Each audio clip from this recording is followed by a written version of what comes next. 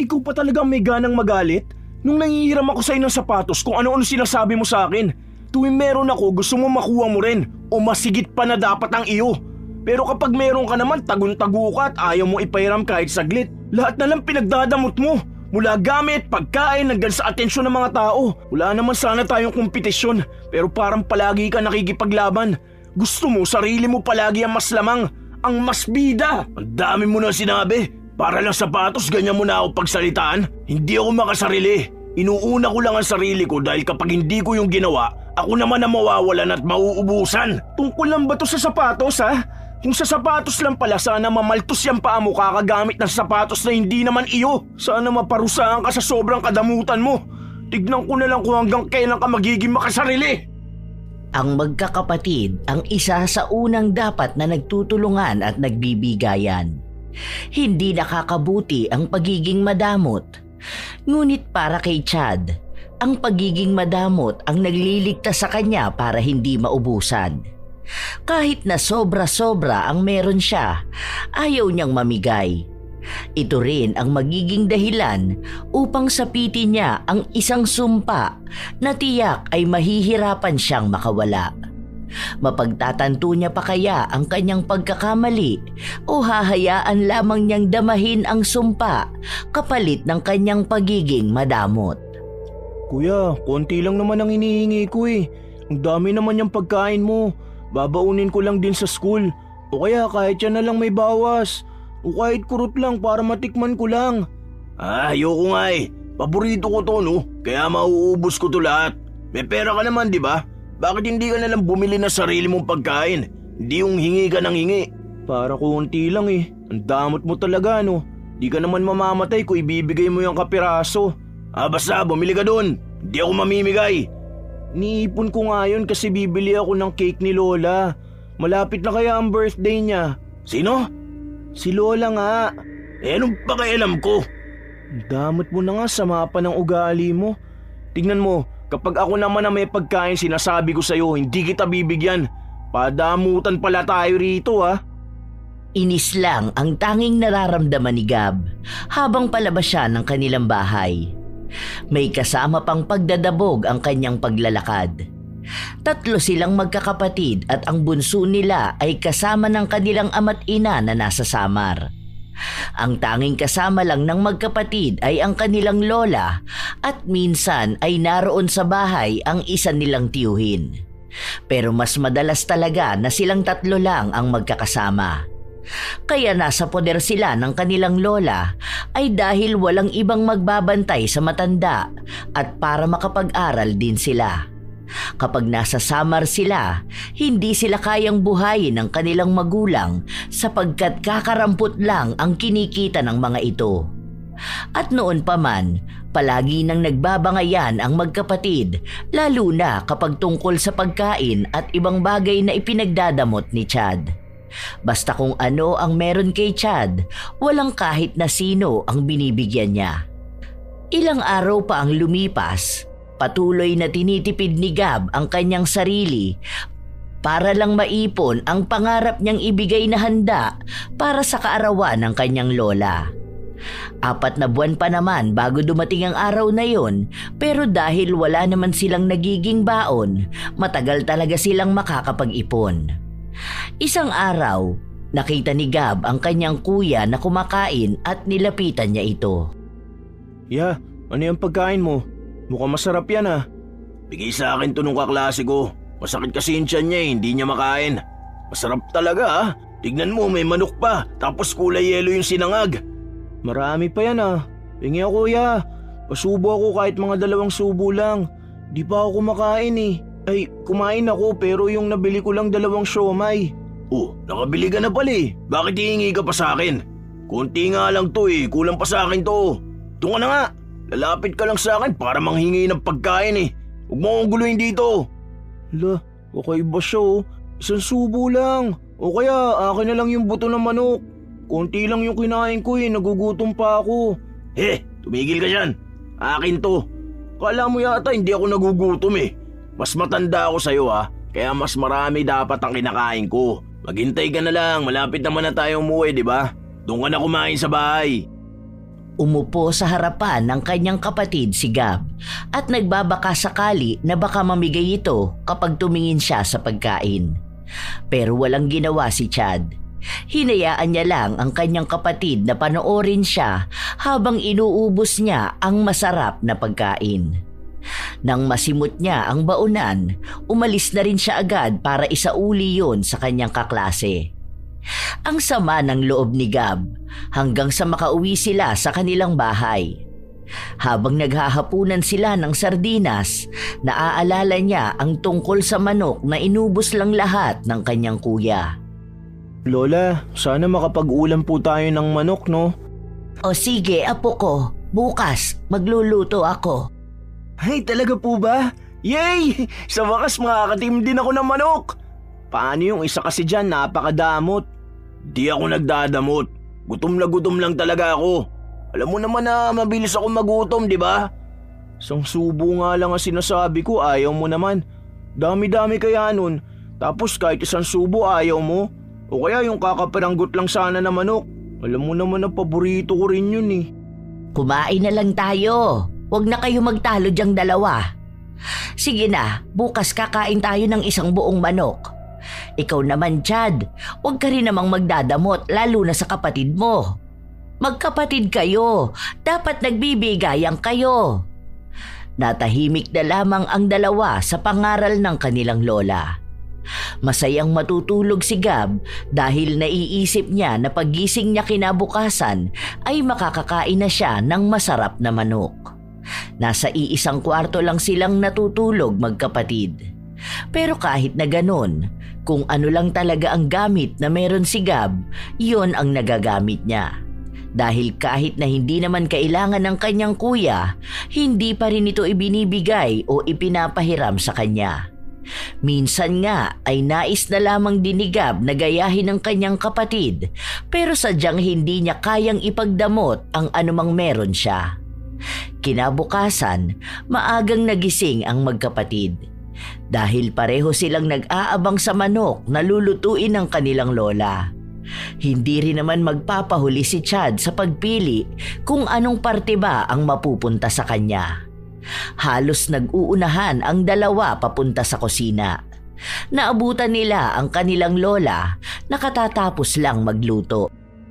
Oh, ako muna unang pipili ng parte ng manok ha? Huh? Bakit ikaw? Di pwede yun. Dapat ako naman ngayon dahil nakakain ka naman ng manok kahapon eh. Malamang una mo ako niyang kunin yung pinakamalaking parte. Dahil ako nga ang kuya, di ba? Malamang ako ang dapat na unang pipili.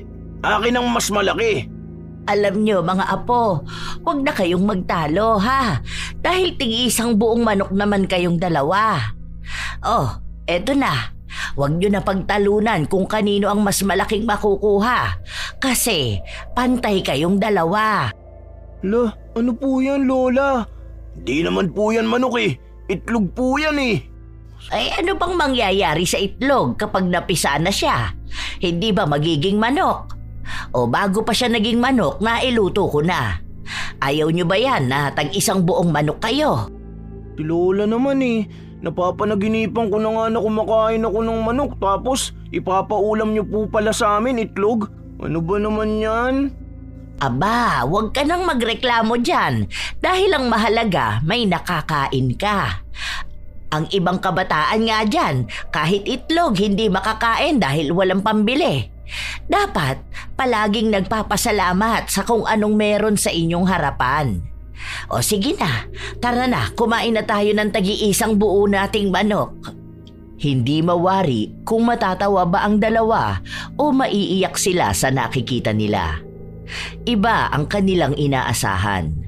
Ang akala nila ay tunay na manok talaga, hindi ang magiging manok pa lamang.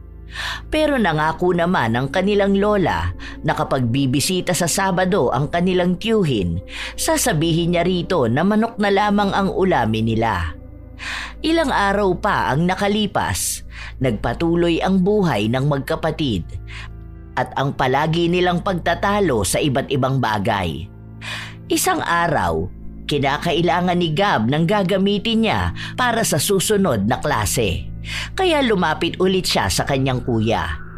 Inabangan niyang matapos ang klase nito bago niya kinausap. Sige na, Yay. Ibabalik ko rin naman sa'yo kaagad eh. Kailangan ko lang talaga ng calculator. Bakit kailangan mo pa ng calculator? Pwede ka naman mag-compute sa papel, di ba? Mas maganda nga kapag ganun eh. At least magiging matalino ka. Mahirap nga yun. Saka ang sabi rin naman sa amin ni teacher na mas maganda kapag may dala kaming calculator. Eh wala naman ako nun. Ikaw lang ang meron eh. Kasi binigay sa'yo ni tita. Ang sabi ni tita, hati naman tayong dalawa, di ba? Maghihiraman tayo. Sa akin niya binigay. Ibig lang sabihin ako magdedesisyon kung magpapairam ako o hindi. Hindi ko naman yan masisira eh. Kahit gasgas wala akong maiiwan dyan. Sige na, Aya. Ako lang walang magagamit dun eh. Hindi mo naman yun kailangan ngayon. May math kami mamaya kaya imposible na hindi ko magagamit. Mamaya pa naman yun eh. 2 subject pa pagkatapos nung sa amin. Pagkagamit ko ibibigay ko na kaagad sa'yo. Dali na, Ya. Anong oras no? Parating na si Teacher Karen. Hindi talaga. Hanap ka na lang sa iba mong mga kaklase. Baka meron sila. Halos magmakaawa na si Gab sa kanyang kuya pero hindi talaga ito nagpahiram ng gamit kahit na alam naman niyang kailangan ng kanyang kapatid. Dahil walang nagamit si Gab, nagtiyaga na lang siya sa papel kaya hindi siya makasabay sa itinuturo sa kanilang klase. Math pa naman ang isa sa mahirap na aralin para kay Gab. Pagka-uwi nila sa bahay, hindi pinapansin ni Gab ang kanyang kuya dahil sa inis na nararamdaman niya rito. Ilang araw pa ang lumipas, sumapit na ang Sabado na kanilang hinihintay dahil darating ang isa nilang tiyuhin. May dala nga itong manok katulad ng ipinangako ng kanilang lola. Uy, akin to, saka to, at ito pa. Itatabi ko yan para ulam ko mamaya. Tapos ngayon ito ang akin. La, huwag mo naman kunin lahat. Alam mo naman na marami pa tayong kakain eh. Hindi naman pwede ang ganyan. Pwede yan. Sabi nga ni Tito na kunin natin yung gusto natin eh. Sa lahat to ang gusto ko eh. Paano kapag nagutom ako mamaya? Kung gusto mo, gumaya ka na lang din. Ayoko. Hanggat hindi pa kumakain ng lahat, hindi ako magtatabi.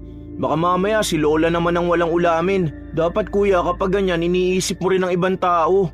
Hindi yung puro na lang sarili mo. Hindi naman pagiging makasarili ang tinuturo sa atin ni Lola eh, di ba? Di mo ko maintindihan dahil bata ka pa. Minsan kasi dapat inuuna rin natin ang sarili natin. Dahil paano kung maubusan ka? May ibang tao ba na magbibigay sa'yo? Iba naman yang sa'yo eh. Masyado ka naman madamot. Kahit hindi mo naman kailangan, gusto mo pa rin na sa'yo mapupunta.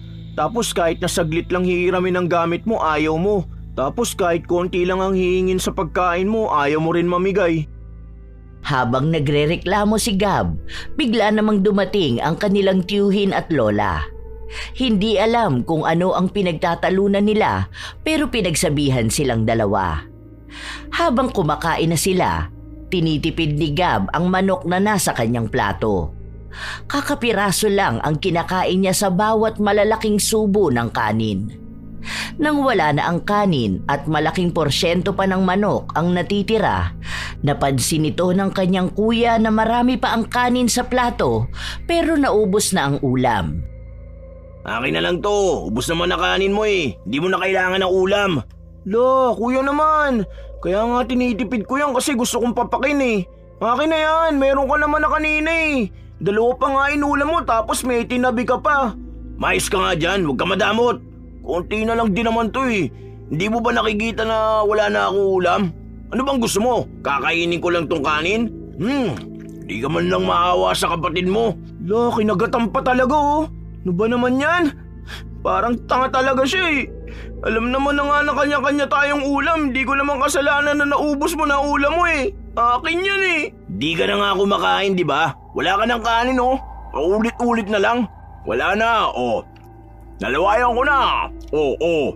Wala na, may laway ko na. Papansin talaga siya. Mamatay ka na. Mamatay ka na sana. Hoy Gab, ano ba yung lumalabas sa bibig mo? Hindi ba ang sabi ko sa'yo huwag kang hihiling ng masama sa kapwa mo? Huwag mo nang uulitin yan ha? Hindi maganda yung ganyang sinasabi mo. Paano naman po kasi kinuha niya yung ulam ko eh. Hindi ko pa nga po nakakain niya ng maayos. Tinitipid ko nga kasi gusto ko unti-unti yung papakin. Kapag siya naman, hindi naman niya namimigay. Ang bilis niya kasing kumain, hindi naman siya hihingan. Tapos may nakatago pa siyang ulam. Ikaw rin naman, Chad.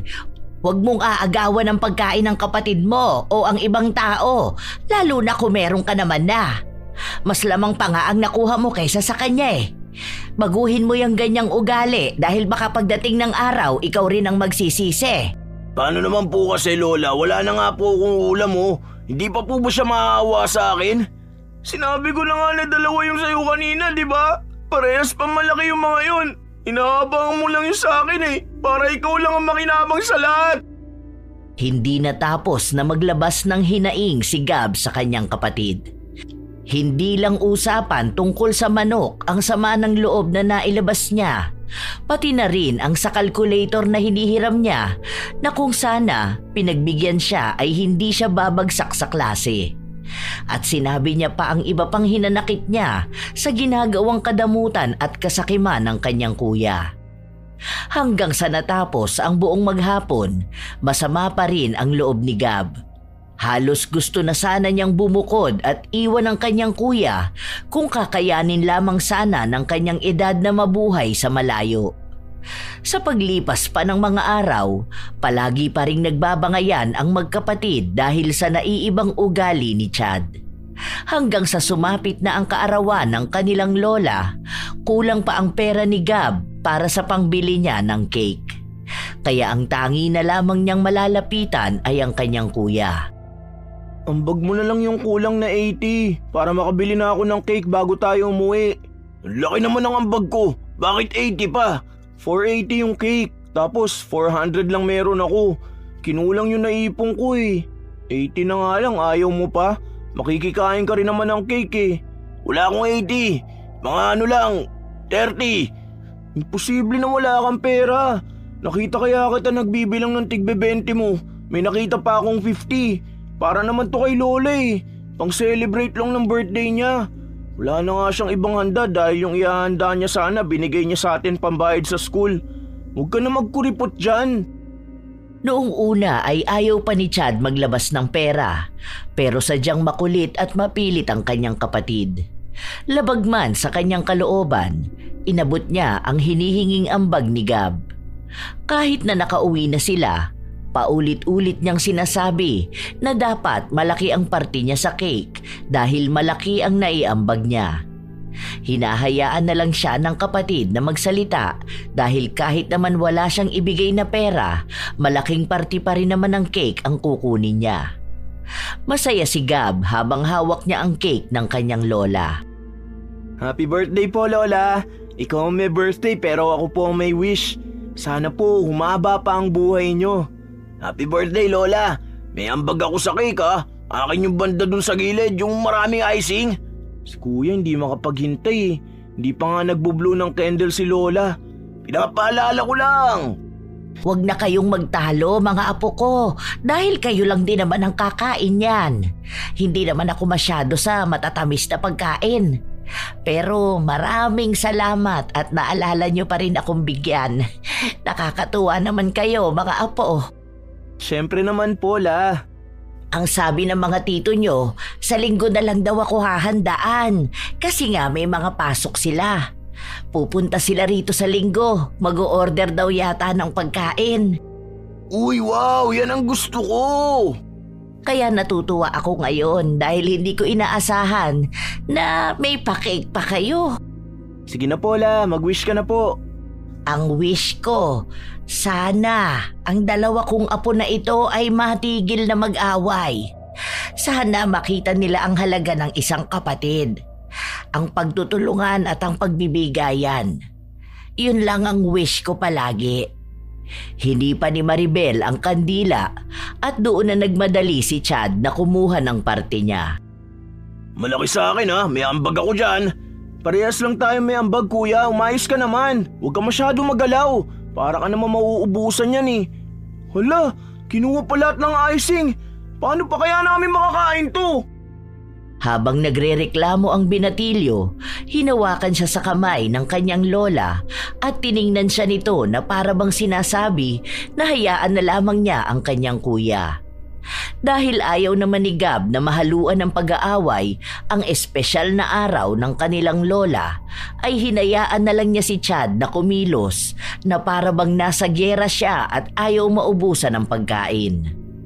Kahit nakakaunti lamang naman ang ambag ni Chad, paulit-ulit niya itong sinasabi hanggang sa sumapit na ang linggo at bumisita na rin ang ilan nitong tiyo at tiya. Opo, nagambag kaya ako para sa birthday cake ni Lola. Ako po, pinag-ipunan ko po yun ng ilang months. Hindi po ako gumagastos. Natuwa naman ang kanilang mga tiyahin dahil sa ang babait nila. Halos ikumpara na sila sa kanilang mga pinsan na matitigas ang ulo at magagastos. Dahil naroon ang isa nilang tiyahin na mas may kaya sa lahat, may bitbit din siyang pasalubong sa dalawa. Akin po to, tita. Wow, ang ganda naman po nito. Yun, kasya sa akin ang damit. Tapos ito rin pong sapatos. Salamat po, tita. Akin na lang tong sapatos, ang ganda eh. Meron ka pa naman, di ba? Saka meron ka naman ng damit. No, kuya, sa akin nga yan binigay eh.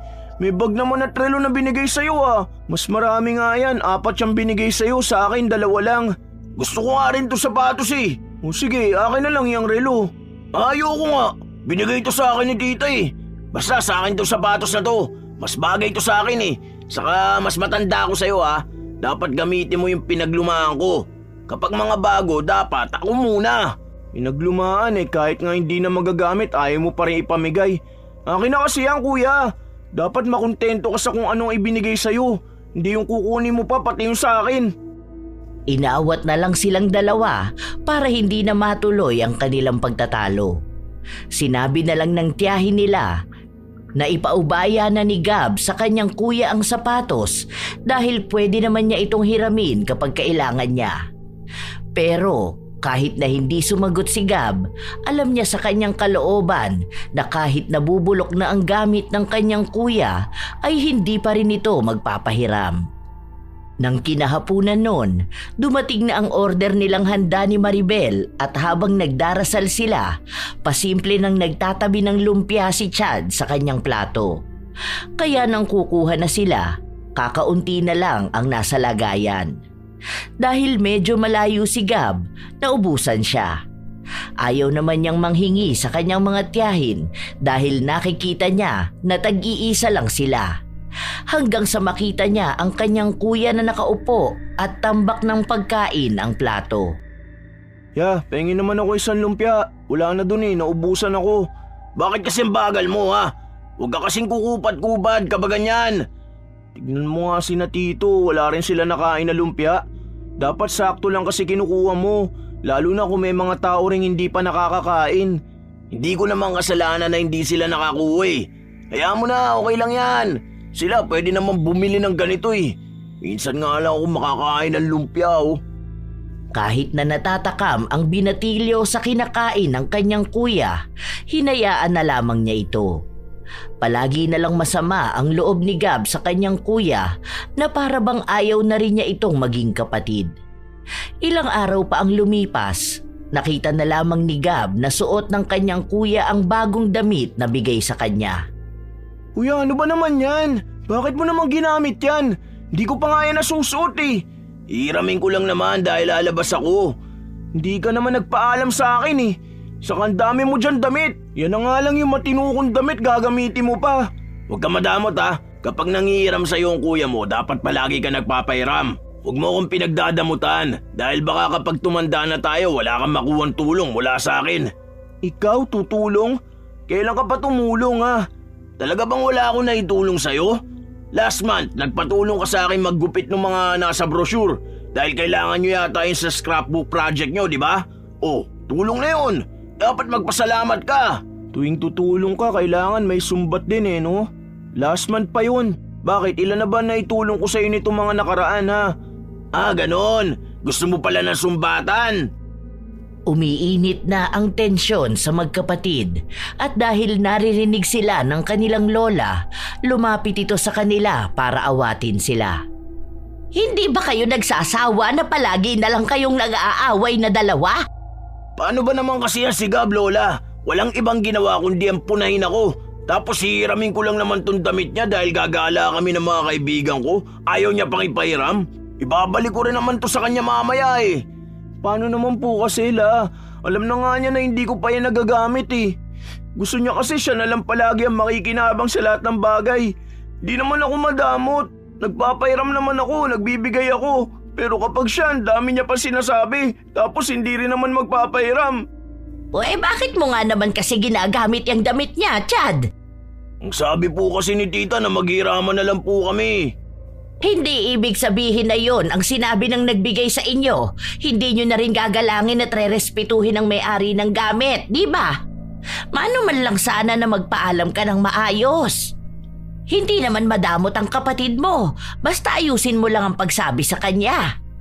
Kung sasabihin niyang ayaw niya dahil hindi niya pa nagagamit, maghintay ka kung kailan pwede. At ganun din ang gawin mo sa kapatid mo. Huwag kang magdadamot kapag siya naman ang may kailangan.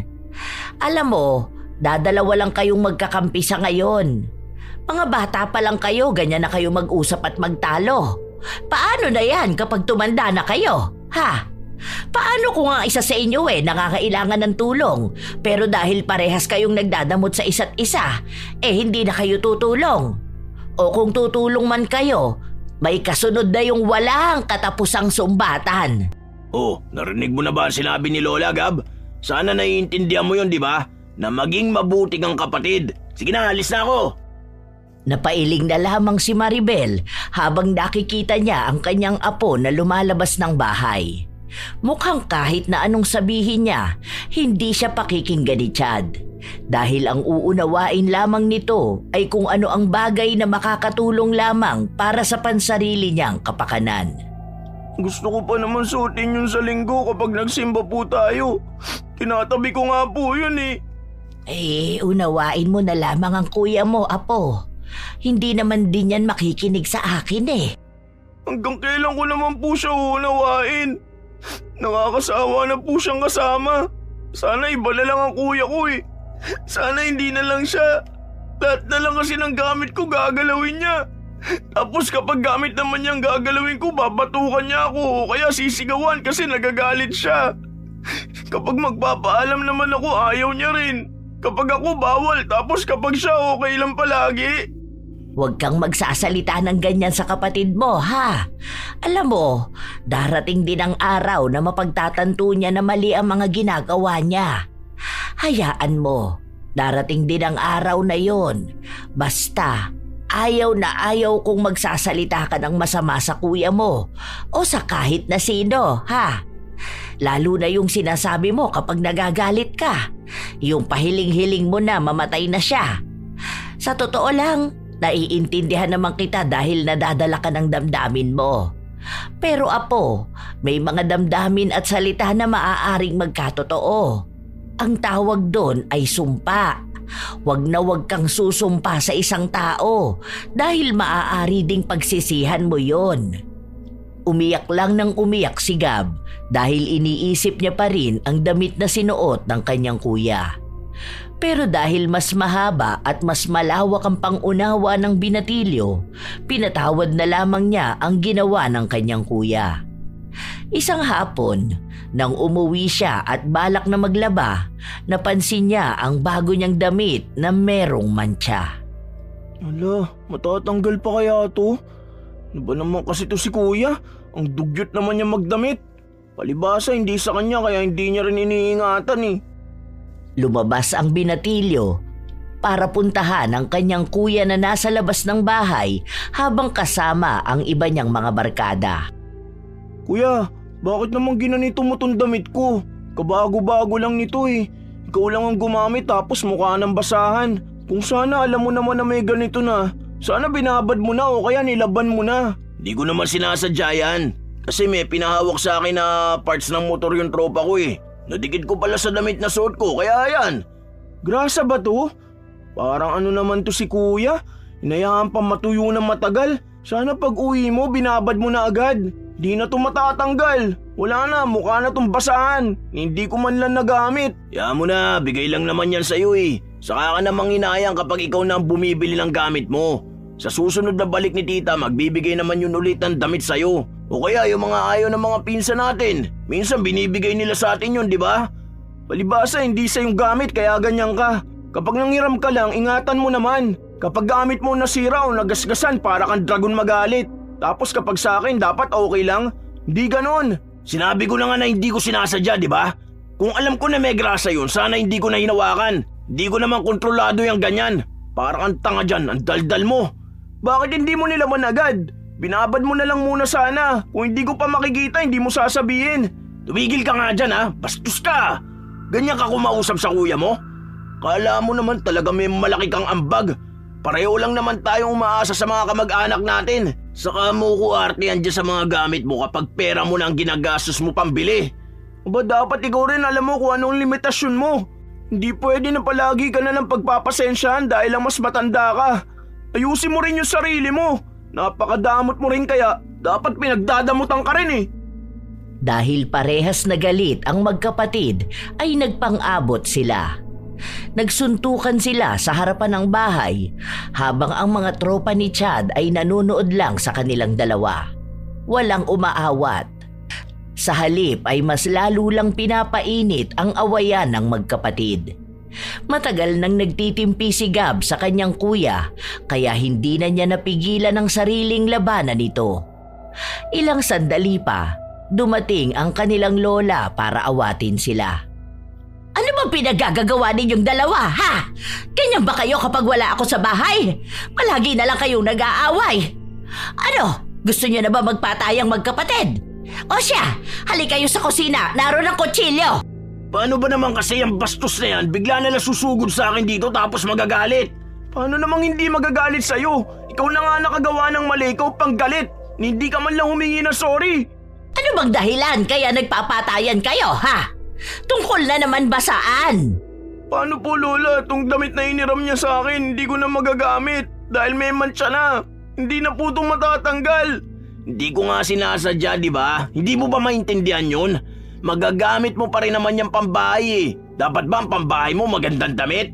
Hindi ko nga ito ipambabahay, di ba? Alam mo binigay ito para may pangalis ako. Wala na nga akong matinong damit eh. Paano lahat na lang ng damit ko kailangan mo suotin? Tapos kapag pangit na saka mo lang titigilan. Bilisan ninyo! Pumasok kayo sa loob! Ano ba naman yung pinagtatalunan ninyong dalawa? Palala kayo ng palala! Pareha silang pinagalitan ng kanilang lola. Habang si Gab ay natututo sa mga salita ni Maribel, ang isa naman niyang apo ay tila ba nagtatanim ng galit. Walang nakikitang mali si Chad sa kanyang ginagawa dahil lahat na lang ay meron siyang katwiran. Pilit silang pinagbabati ng kanilang lola at kahit na hindi nila nais na magbati, ginawa na lang nila.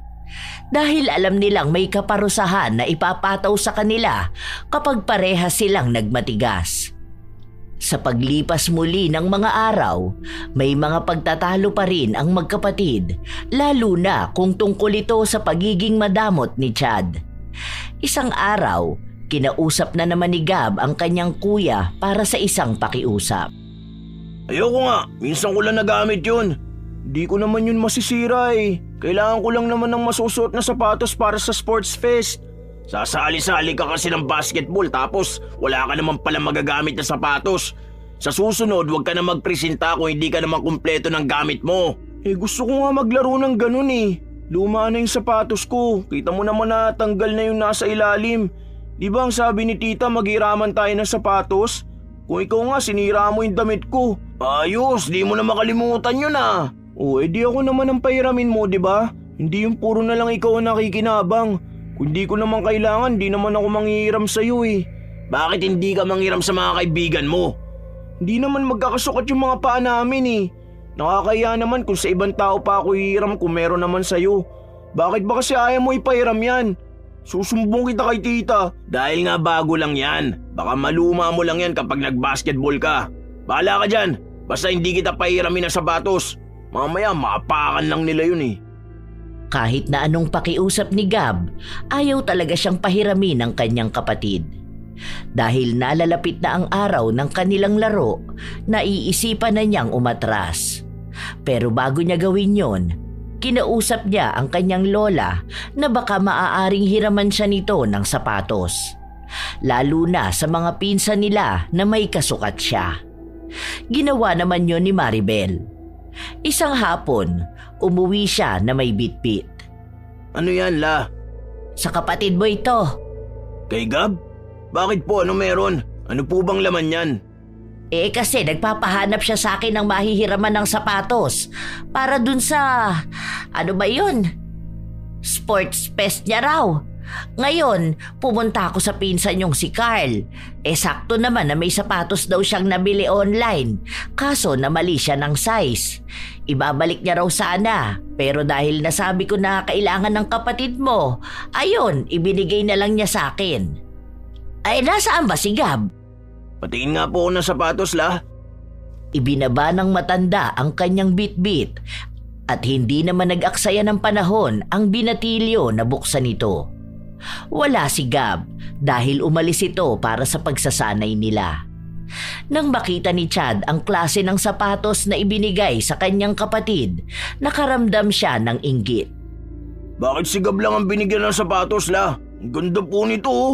Mahal tong ganito eh. Tapos bagong-bago talaga. Alam mo, Apo, huwag mong kaiinggitan ng gamit ng kapatid mo. Kasi sa totoo lang, pwede mo naman niyang hiramin sa kanya kung kakailanganin mo. Basta, sana matuto ka ring magpahalaga ng gamit ng iba. Tapos ikaw rin, dapat matuto kang magpahiram. Hindi naman pwedeng ikaw palagi ang mas lamang. Hindi ibig sabihin na ikaw ang mas matanda eh. Dapat ikaw na lang ang makakakuha ng lahat. Pansin ko kasi sa ugali mo, kapag meron ng kapatid mo, pakiramdam mo palagi kang mauubusan. Kung binigyan ka ng 5 mamahaling gamit, ang nakikita mo pa rin yung isang pirasong pinaglumaan na binigay sa kapatid mo. Huwag ganon, ha? Huwag mong dalhin hanggang sa pagtanda mo yung ganyang pag-uugali. Tapos, hindi ka pa marunong tumulong sa kapatid mo. Abay, napakabait ni Gab. Ang bilis niyang pagsabihan at pakiusapan. Alam mo, kahit pasabihin mo ngayon na wala ka namang mapapala sa kanya at hindi ka hihingi ng tulong balang araw, nako, babawiin mo yan sa oras na si Gab na lang ang maaasahan mo. Pero sana, wag naman dumating ang araw na pagdadamutan ka na rin niya. Katulad kung paano mo siya pinagdadamutan ngayon. Di naman kasi ako nagdadamot, La. Nagpapahiram naman ako ng gamit eh. Kaso kapag paborito ko, ayaw ko na maipagamit basta-basta. Ayan, may tig-isa na kayong sapatos. Ay sana naman hindi na kayo magtatalo, hindi ba? Pero mas maganda yun sa kanya eh. Gusto mo ang sapatos na yan?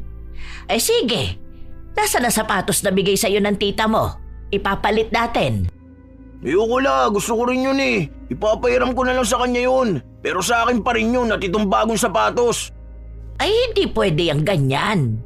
Huwag kang manlalamang ng kapatid mo. Akin na yan at ibibigay ko yan mamaya kay Gab. Nababalot ng inggit si Chad. Masama ang loob niya at may pagtatampo. Dahil iniisip niya na mas paborito si Gab kumpara sa kanya. Sa tuwing nakikita niya ang sapatos ng kanyang kapatid, nabubuo sa kanya ang isang plano. Gusto niyang kunin yon.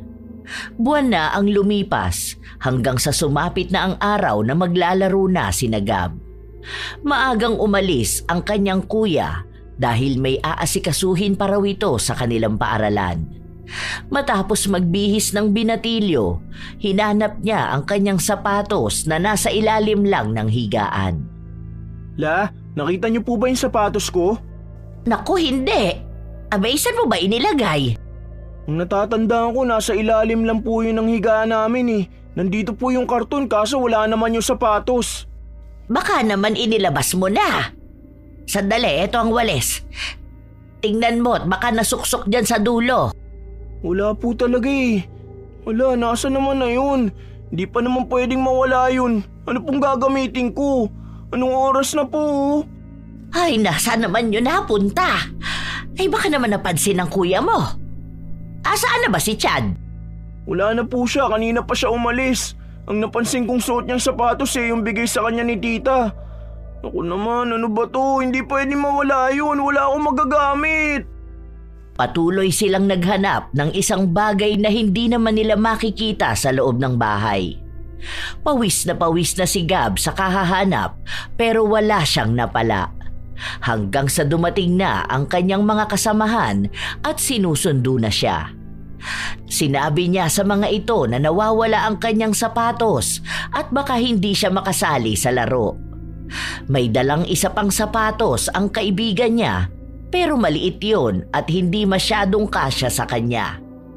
Okay na yan, di na lang ako magsusuot ng medyas. Pilitin na lang pagkasyahin, kaysa naman wala akong maisuot, di ba? Kahit na naiipit na ang paa ng binatilyo, pinilit niya pa ring isuot ang sapatos. Para lang may magamit siya. Kumikirot ang paa niya, lalo na sa may bandang kuko. Nahihirapan siyang maglakad pero hindi na lamang niya ito pinansin. Ang iniisip niya ay ang magiging laban nila. Isa pa naman siya sa inaasahang magpapanalo sa kanilang koponan. Habang lumilipas ang oras, sa bawat pagtakbo niya, pagbangga sa mga kalaban ay mas lumalala ang sakit na nararamdaman ng kanyang paa. Dahil nawawalan siya ng lakas, hindi niya na ibibigay ang buo niyang kakayahan. Natambakan na sila ng mga kalaban. Opo, promise, gagalingan ko na ngayon. Medyo makirot lang ang paa ko pero kaya ko po. Kahit na nauubos na ang kanyang kumpiyansa sa sarili, pinilit pa rin ang binatilyo na ibuhos ang lahat para sa laro. Hanggang sa hawak na niya ang bola at sa pagtakbo niya, hindi niya sinasadya na tumama ang sapatos ng kalaban sa kanyang sapatos. Nasaktan siya ng sobra dahil parabang nabali ang buto ng mga daliri niya sa paa. Ang sakit! Bumagsak siya sa sahig at agad niyang hinubad ang sapatos. Pansin niyang nangingitim ang kanyang mga kuko sa paa. Hindi niya rin masyadong maigalaw ang kanyang paa. Nakaramdam siya ng kahihiyan, lalo pat may mga taong nakapalibot at nakikita siyang naging isang talunan. Dismayado ang mga mukha nila, lalo na ang mga umaasa sa kanyang ipapanalo ang laban. Halos maiyak ang binatilyo dahil sa kahihiyan at sa sakit na kanyang nararamdaman. Ilang sandali pa, nakita niya ang isang pamilyar na sapatos. Nang makita niya kung sino ang may suot, nakita niya ang kanyang kuya. Doon na siya unti-unting nakaramdam ng galit. Pinauwi si Gab matapos nagamutin ang kanyang paa pero hindi pa ulit siya maaaring makatakbo o makalakad ng maayos. Ay, Diyos ko po, ano ba namang nangyayari sa iyo, Apo? Sinabi ko naman kasi sa iyo na wag mo nang ipilit suotin yung sapatos. Tingnan mo, namatay na ang mga kuko mo sa paa. Dahan-dahan lang po lang, sakit po. Uminom ka ng gamot para mawala yung kirot. Namagana yung paa mo. O sige, mamaya hahanapin ko ang sapatos mo. Maglilinis ako rito. Huwag niyo na pong hanapin, La. Alam ko na po kung sino may suot. Nakita ko siya kanina eh. Nakita ko po mismo si Kuya. Ang kuya mo? Sige, kakausapin ko yun mamaya at pagsasabihan ko. Nanatili na lamang muna sa loob ng kwarto si Gab habang pinapagaling niya ang kanyang mga paa. Nawala ang kirot nang uminom siya ng gamot pero hirap pa rin siyang makalakad ng maayos. Gabi na nang umuwi si Chad. Hindi pa siya nakakapasok ng bahay ay panay na ang daldal sa kanya ng kanyang lola. Siya ang sinisisi kung bakit nasaktan ng kanyang kapatid pero walang naging tugon ang binatilyo at kinakatwiran niya na hiniram niya lang naman ang sapatos. Nang manawa na ang kanyang lola sa pagsasalita, pumasok na si Chad sa loob ng kwarto kung saan naabutan niya ang kanyang kapatid na nakaupo at masama ang tingin sa kanya. Talo ang team nyo ah. Paano hindi kami matatalo? Napauwi ako ng di oras. May next na laro pa naman eh, okay na yun. Bakit mo naman ginamit yung sapatos ko? Tinakas mo pa talaga kasama yung sapatos mo. Anong pag-uugali yan? Sinubukan ko lang naman, ang lambot nga sa paa eh. Ibabalik ko rin naman. O ito na, kung nagagalit ka. Ngayon mo pa ibabalik kung kailan nagkaganito na ako? Kinuha mo na ang sapatos ko tapos ipinagdamot mo pa rin yung sapatos mo. Kung sana hindi ka naging madamot sa akin, hindi kami matatalo. Hindi ako mapapahiya. Hindi ako magkakaganito. Ako pa talaga ha? Di naman talaga magaling ang team nyo eh. Ikaw ang madamot. Para hihiramin lang ayaw mo pa? Paala mo naman sa'yo talaga yan. Sabi nga ni Lola okay lang na maghiraman tayo eh. Ayusin mo yung pananalita mo sa akin, baka sapakin kita. Di naman ako madamot eh at nagpapahiram ako. Pero sana matuto ka magpaalam. Hindi yung hanap kami ng hanap ni Lola. Para namang hindi mo alam na may laro ako eh. Inunahan mo pa talaga akong gamitin yan.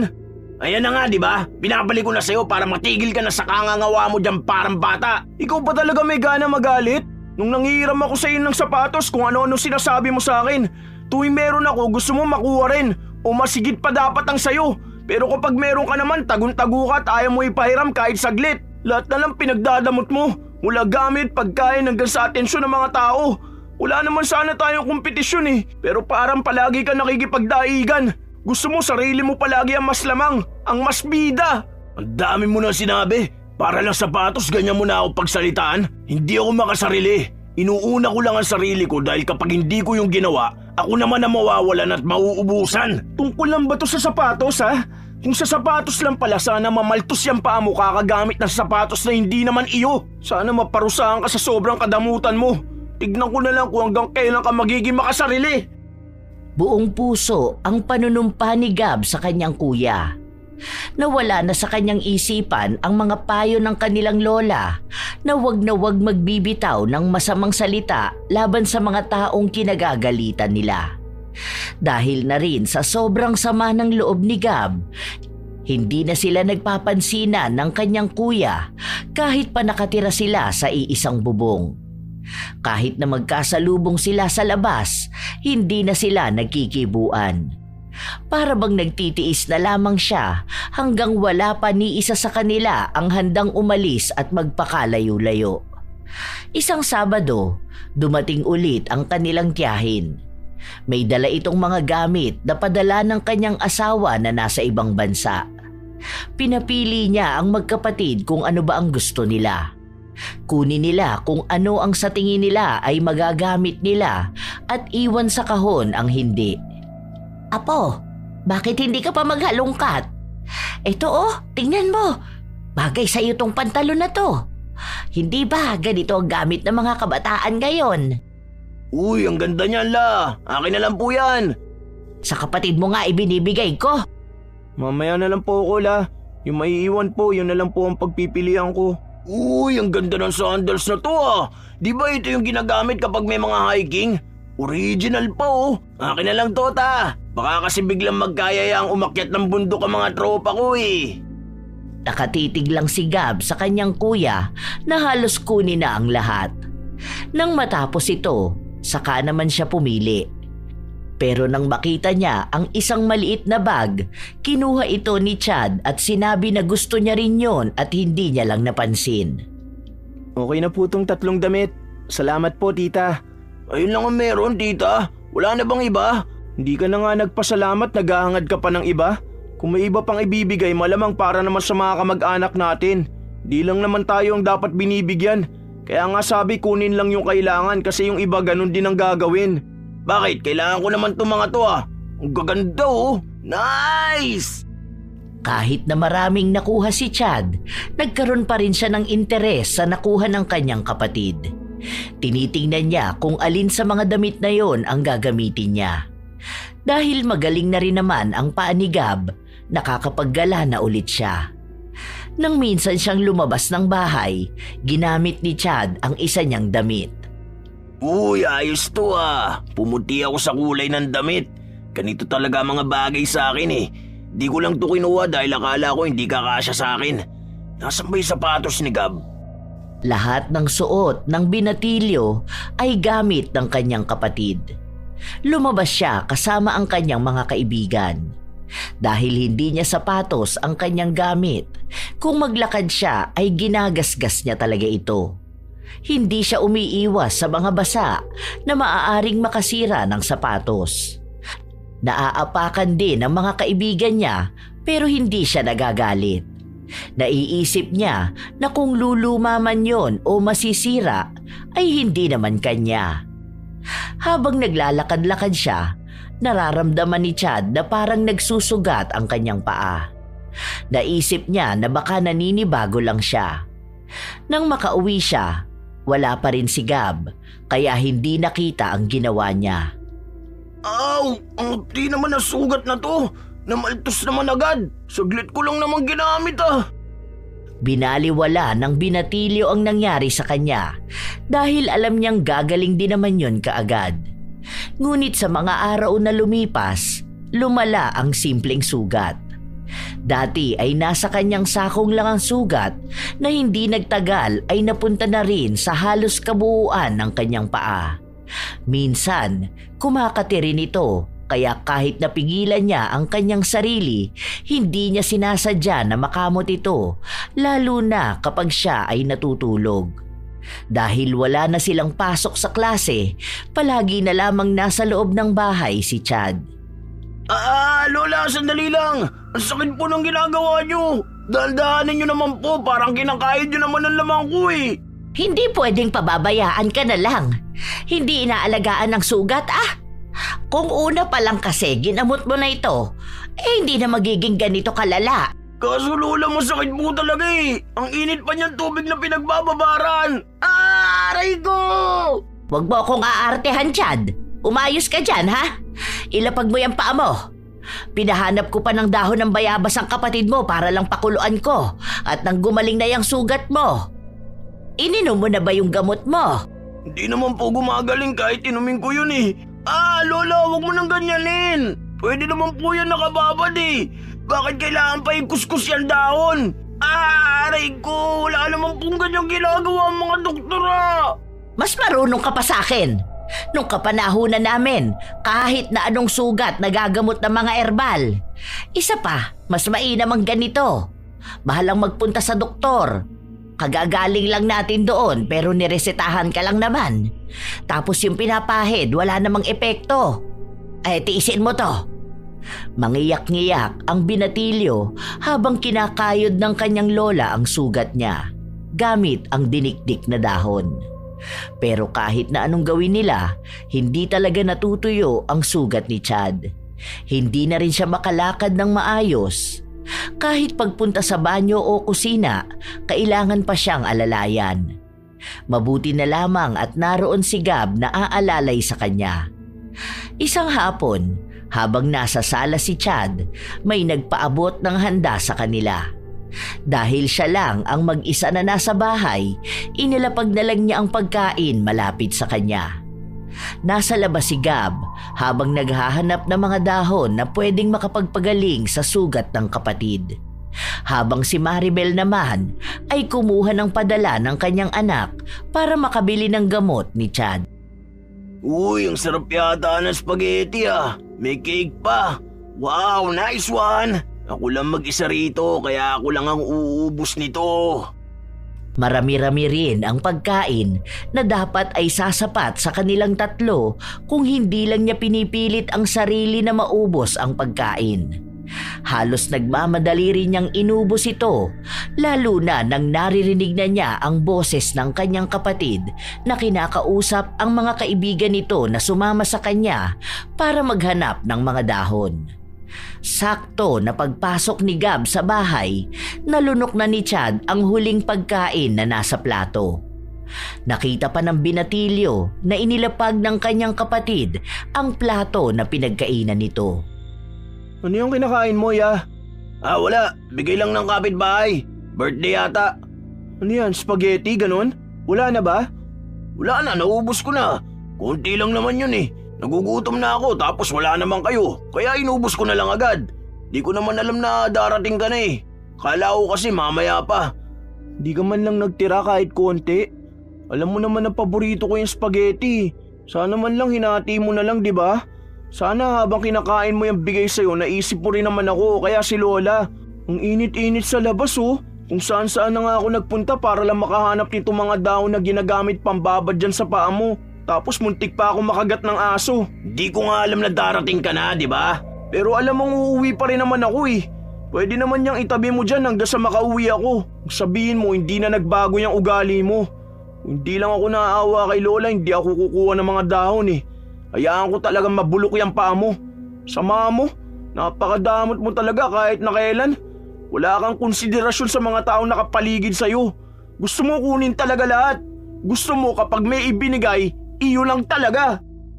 Tunay na masama ang loob ng Binatilyo dahil hindi niya akalain na hindi pa rin pala kayang magbago ng kanyang kuya kahit na may nangyayari na sa kanyang hindi maganda.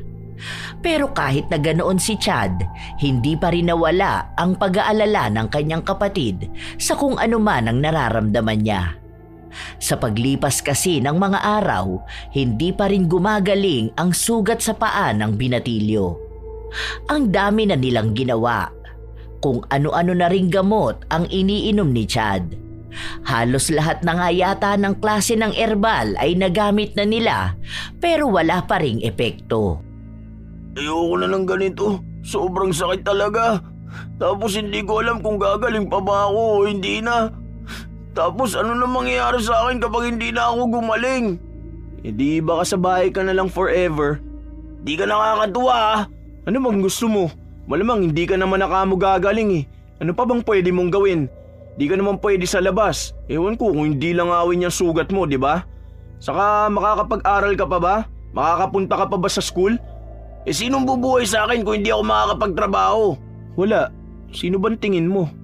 Dapat magsipag ka sa pag-aaral para magkaroon ka na maayos na trabaho. Yan naman talaga ang gusto ko para matulungan ko si nanay. Pero kapag sa'yo, ewan ko. Niisip ko kung paano kita tutulungan napakadamot mo naman kasi. Sobra, para matulungan ko sina Lola. Magkapatid tayo, malamang dapat magtutulungan tayo, di ba? Lah, galing mo naman. Kung ubusan at pagtaguan mo nga ako ng pagkain parang hindi tayo magkapatid eh. Hanggang ngayon nga kahit ihiram lang ng gamit mo ayaw mo. Tapos gusto mo pa na tulungan kita? Uy, ang galing mo naman. Ngayon pinapatunayan mo na hindi ka talaga dapat binibigyan. Di ako nagdadamot dahil kapag ganito na wala ako, wala naman tutulong sa akin eh. Di pa ba tulong ang ginagawa namin ni Lola? Bakit? Tingin mo ba meron ka talagang dapat ipit-ipitin at ipagdamot na malala? Walang-wala ka nga ngayon eh, pero kami ang nagpapakapagod sa'yo. Kung alam mo lang, kating-kati na ang katawan ko kakapasok sa talahiban para lang makahanap ng mga dahon-dahon na hindi ko naman alam ang pangalan. Kung sino-sino nang nilalapitan ko para malaman kung paano magagamot yan sugat mo. Mahirap kasi sa'yo kuya.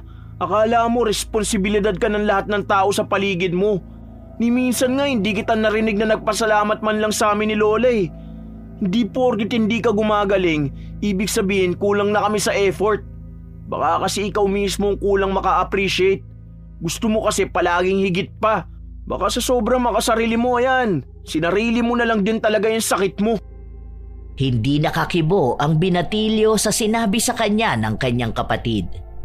Ayaw niyang tanggapin na may mali siya, kaya pilit niya pa ring ipinagtatanggol ang mga mali niyang kilos. Walang nagbago kay Chad kahit na may sakit na siya. Gusto niya pa ring maging kanya ang lahat. Ayaw niya pa ring mamahagi kahit sa sarili niyang kapatid. La, pengi pa po ako.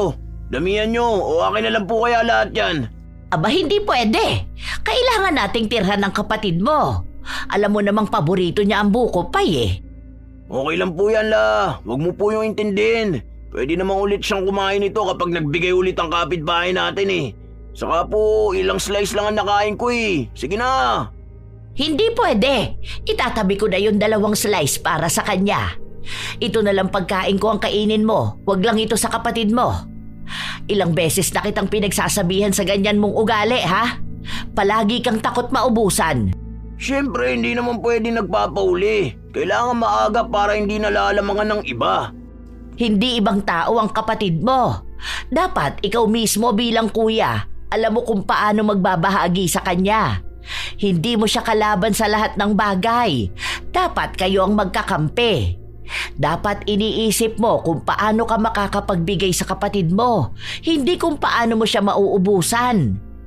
Ay sige, ilalapag ko na lang ito rito para pagdating ni Gab makapagmerienda siya. Kawawa naman yon, nagrereklamo na palagi na lang siyang may bitbit na dahon ng bayabas. Umalis ang matanda kaya mas lalong binilisan ni Chad kumain. Halos hindi na niyang inunguya ang pagkain. Diretso lunok na ito para pwede pa ulit siyang makakuha ng pagkain. Wala naman si Gab, akin na lang to. Wala rin naman siya magagawa kapag inuubos ko to eh. Ang sarap kasi. Sakto na pagkaubos niya ng pagkain, doon naman dumating ang kanyang kapatid. Masaya ito at halatang atat na makain ang paborito niya. Pero nawala ang ngiti sa kanyang labi matapos na makitang walang laman. Nasaan na yung buko pay na sinasabi ni Lola? Ay, wala na. Naubos ko na eh. Akala ko kasi sa akin yun eh. Gutom na gutom ako. Ano ba yan? Sabi ni Lola, tinabi niya raw yun para sa akin. Di mo man lang ako tiniran kahit kakarampot. Yung kahit papaano matitikman ko lang, kinain mo pa talaga lahat. Di ko nga alam na meron ka pala dun, di ba? Tulungan mo na ako.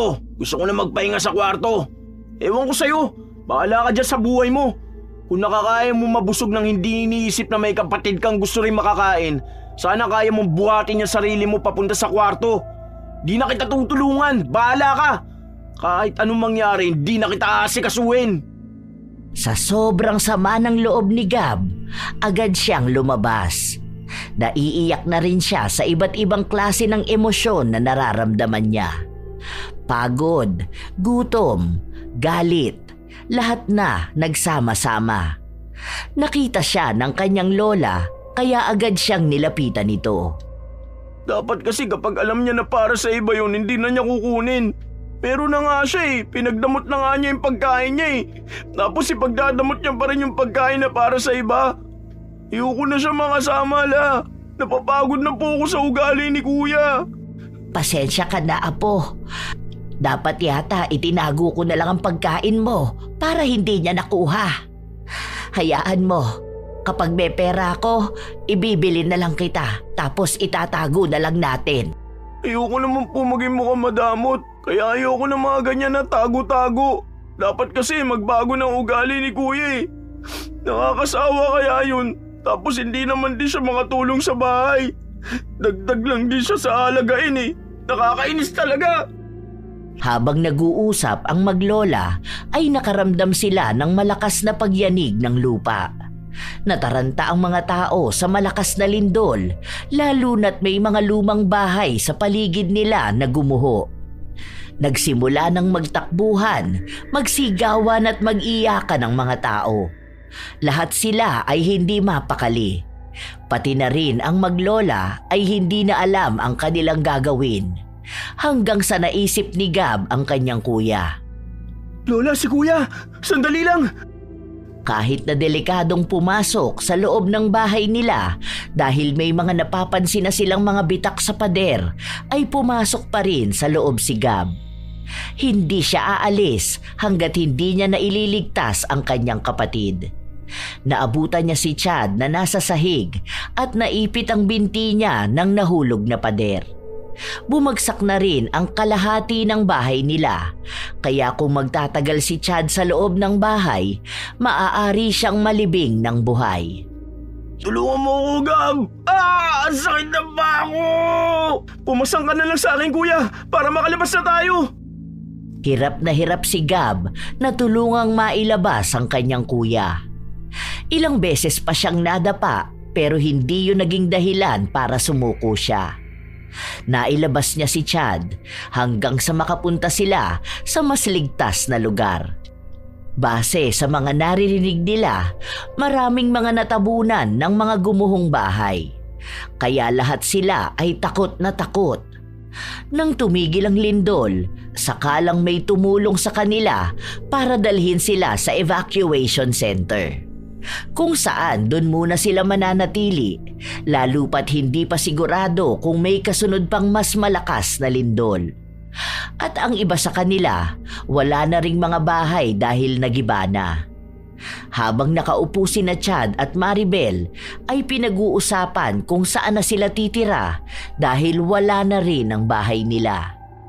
Si Gab naman ay nagpapalakad-lakad sa kung saan-saan hanggang sa nakakuha siya ng pagkain. Kakaunti lang ang nabigyan dahil wala pa ring dumarating na ibang tulong mula sa kanilang munisipyo. Nang may makuha na ang binatilyo na tingin niya ay maaari nilang pagsaluhan, bumalik siya sa kanyang kuya at lola. Saan ka ba nagpupuntang bata ka? Dito ka lang. Baka mamaya magkaroon na naman ng lindol at magkagulo ang mga tao. Saan naman kita hahagilapin? May naabutan ako nagbibigay ng pagkain. Ito po, hati-hati na lang po tayo. Ito pa lang ang meron ngayon eh.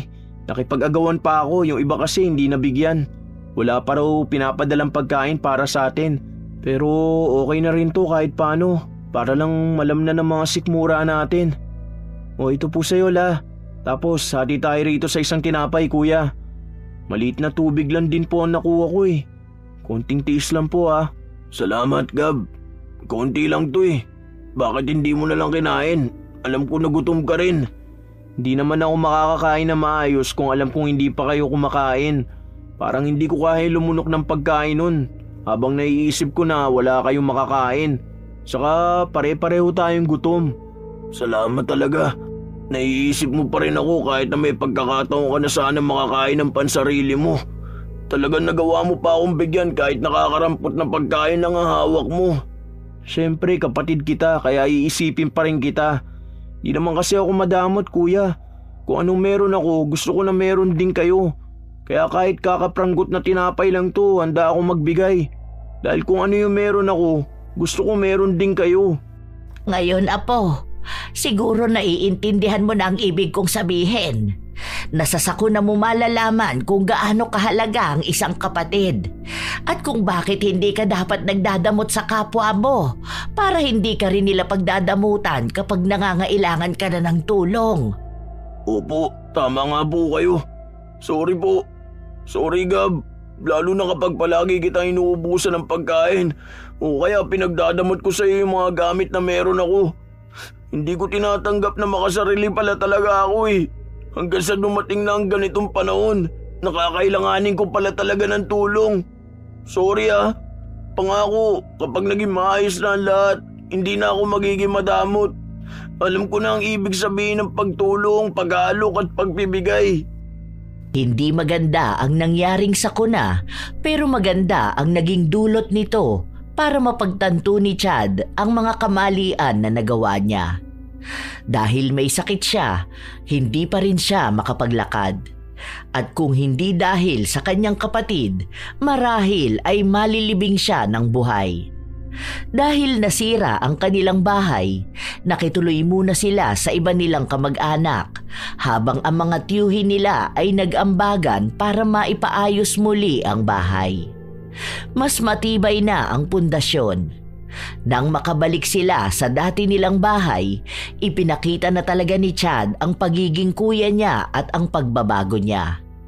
Tuwing may darating na biyaya, hindi na lamang sarili niyang kapakanan ang kanyang iniisip, kundi ano rin ang dapat na para sa kanyang mga kapatid.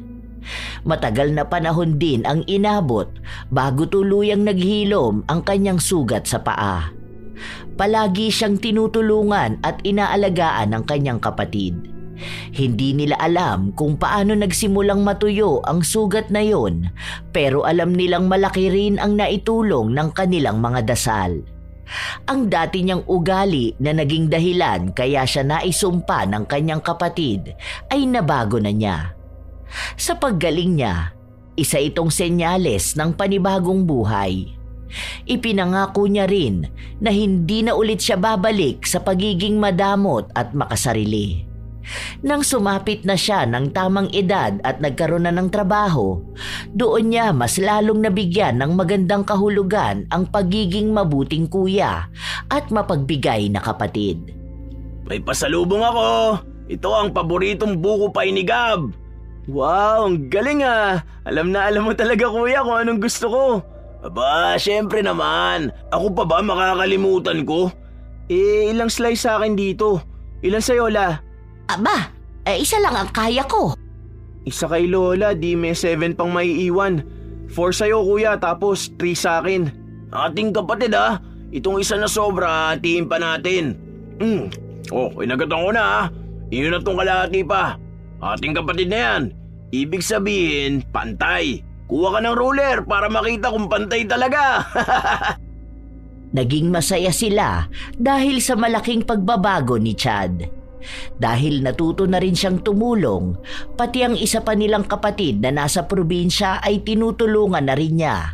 At ang isa sa pinaplano niya ay ang makaipon ng pera para makasama na nila ang kapatid nilang yon at ang kanilang ina. Simula nang magbago ang pananaw ni Chad sa pagbabahagi ng tulong, napansin niyang naging maganda na rin ang daloy ng swerte sa kanya.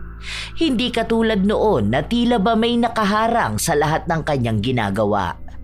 Naisip niya na maaaring kaya hindi niya nakukuha ang lahat ng plano niya ay dahil alam ng langit na hindi niya maiingatan at mapapahalagahan yon ng maayos. Baka maging mas lalo lang siyang makasarili at kahit ang sarili niyang mga kapatid ay talikuran niya. At nang dumating ang araw na alam na niya ang tunay na halaga ng pagbibigay, doon na dumaloy sa kanya ang magandang buhay. Dahil sa pasya ng langit, na mapapamahagian niya rin ang mga taong tunay na nagmamalasakit sa kanya. Mayroon talagang mga taong makasarili o mga tao na madamot. Ang taong madamot ay hindi laging nababase sa kung nagbibigay ba siya ng pagkain o nagpapahiram ng gamit. May mga tao namang madamot sa kaalaman dahil nais nilang sila lang palagi ang magaling. Pero minsan, ang kadamutan din ang nagdadala sa kanila para sa isang pagkakataon na sila lang din ang mahihirapan. Kapag ang isang tao ay madamot, unti-unti siyang iniiwasan ng mga tao sa paligid niya. Nawawala ang tiwala ng iba at nasisira ang magandang ugnayan. Ang pagiging makasarili ay hindi lamang nakakasakit ng damdamin ng iba, kundi nakakapinsala rin sa sarili dahil sa oras ng pangangailangan, wala ring handang tumulong. Mas mabuti ang maging bukas palad at matutong magbahagi sapagkat ang kabutihan ay bumabalik din sa taong gumagawa nito. Kapag marunong kang magbigay, mas lalo kang minamahal, iginagalang at pinagkakatiwalaan ng iba. Tandaan na huwag magiging madamot, lalo na kung ikaw din na may nagnanais ng tulong. Minsan, may pagkakataon na akala mo'y hindi mo nakakailanganin ng tulong ng iba, pero darating ang araw na sila lang din ang iyong maaasahan. Matutong maging mapagbigay dahil ang kamay na marunong magbigay ay hindi kailanman mawawalan ng biyaya. Kayo rin ba mga apo ay may kakilalang taong madamot? Hindi lang tungkol sa pagkain o gamit, kundi sa ibang aspeto pa. At ano naman ang inyong opinyon sa kwento ng magkapatid na Chad at Gab? Ibahagi nyo naman at nais ko itong mabasa. Naway nasiyahan kayo at may natutunan sa ating bagong kwento ngayon. Shout out sa ilan sa mga masusugid na tagapakinig ng mga istorya ni Lola Telang. Jelly Lastra, Ana Lubarlita at sa Barlita family, Iza Bianca Taroza, Miss Chinita, Lyra Jane, Rose Guevara, Beauty and Your Best, Jamin. Shout out din sa mga taga-Talipapa na sina Mama Juliet Ramirez, Papa Lenny Ramirez, Tita Grace, Tita Seling, Nanay Feli, Tatay Angkwan, sa asawa niyang si Berto at anak na si Arjan. Shout out kay Abby, Tita Tessie, Jasmine, Kaizen, Milrose Galvez, Lynn Mesa, Sonia S., Edmund Ceniza. Shout out din sa inyo Corazon Ingay, Elgin TV Vlog, Bernaldo Soltion ng Panabatan Samar, Sara Cañete, Romeo Ko, Jen Arellano, Assorted Love Hurts KSA, Richelle Adapon, Chris Alcantara, Dins Rodriguez, MJ Naire Laurente, Luna Luna, Chris Neil Jane Diapana, Ami Pacana, Basanta Mila. Salamat sa pakikinig nyo. Marjorie Abaro at sa ladies ng GH team, Millicent Manuel, kay Jetlyn Manuel at sa mga nakikinig sa GT Gatsis, Ann Ganda, Rose Ann Romasanta, Elez Zel, Flordelis Clapero at sa mama niya na si Florida Dal ng Misamis Oriental, Evelyn Salon, Sheila Rosaldes, Samsung TV, Dolores Bell, Ricky Boy at Lalaine Omeres, Merly Villarimo, Jessica Rojas, Leonora Concesino, Francesca Liana.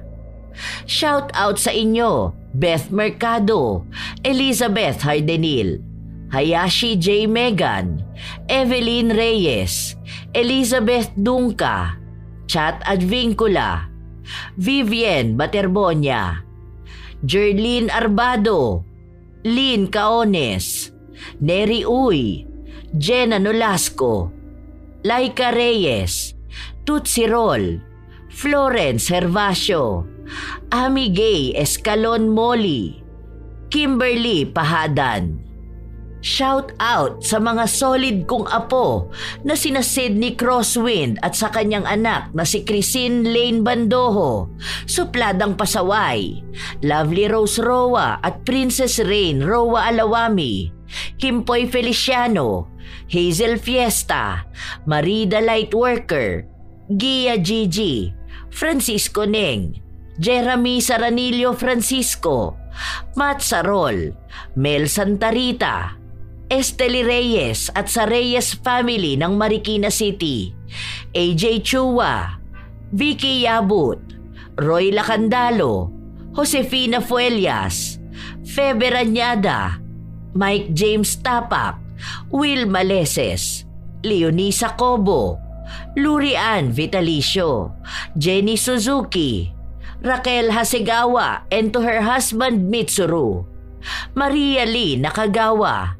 Lynn Hasegawa, Elise Padilla, Lydia Lopez, Gemstone Claro, Lance MBB, Rosalina Bugayong, Ami Yong, Ami Bag, Angelina Ignacio, sa buong Team Manok ng Amsik Angeles City, Pampanga, Ray Galedo at sa Galedo family ng Kabuyaw, Laguna, Roslyn Mangilin, Cherry May Libiran, Robert Crimen, Razon Yao, Mil Rose Demate at Angel Canceller.